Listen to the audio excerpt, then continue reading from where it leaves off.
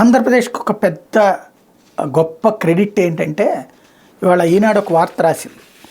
నిష్పాక్షిక ఓటుకి artificial intelligence చేయటం, deep ఫేకులు, voice క్లోనింగులతో ఎన్నికలకు సవాళ్ళు దేశవ్యాప్తంగా ఇదో పెద్ద సమస్య అయిపోయింది అన్నట్టు. చాలా కరెక్ట్.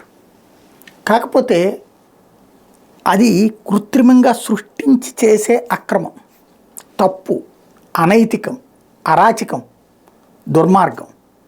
ఆ మొక్క రాయడాన్ని అభినందిస్తున్నా. సమస్య ఏంటంటే ఆంధ్రప్రదేశ్లో అసలు అట్లాంటి ఆర్టిఫిషియల్ ఇంటెలిజెన్స్ అవసరమే లేదు. స్వయంగా పత్రికలు, టీవీలే ఆర్టిఫిషియల్ ఇంటెలిజెన్స్ కంటే దారుణంగా ప్రవర్తిస్తున్నాయి. అటో ఇటో అయితే జగన్కి అనుకూలం, లేకపోతే జగన్కి వ్యతిరేకం, ఇంతే. అయితే బాబుకు అనుకూలం, లేకపోతే బాబుకు వ్యతిరేకం, ఇంతే. దానికోసం వాస్తవాలని కూడా వక్రీకరించి పూర్తి డీప్ ఫేక్ న్యూస్ ఇక్కడ ఇస్తున్నది. అక్కడ డీప్ ఫేక్ వీడియోలు చేస్తున్నారు, ఇక్కడ డీప్ ఫేక్ న్యూస్ వేస్తున్నారు, పచ్చి అబద్ధాలను నిజమని నమ్మిస్తున్నారు. ఇప్పుడు ఫర్ ఎగ్జాంపుల్ నిన్న ఆయన ఎవరో చనిపోయాడు వృద్ధుడు, వెంటనే అది పింఛను కోసమే.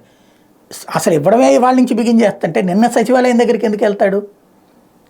బట్ అతని సచివాలయానికి పంపిస్తే అది ఖచ్చితంగా పంపించిన వాళ్ళ పాపం. లేకపోయినా సరే అతనిది మరణం అని చెప్పి ఆ మరణం అని చెప్తే అది అలాంటి ప్రచారం చేసిన వాళ్ళ పాపం. ఇది ఎవరు అలా నిర్మోహమాటంగా మాట్లాడే పరిస్థితిలో ఉన్నారు? వైసీపీ వాళ్ళేమో చంపేశారని రాస్తారు, వీళ్ళేమో దొంగదని రాస్తారు.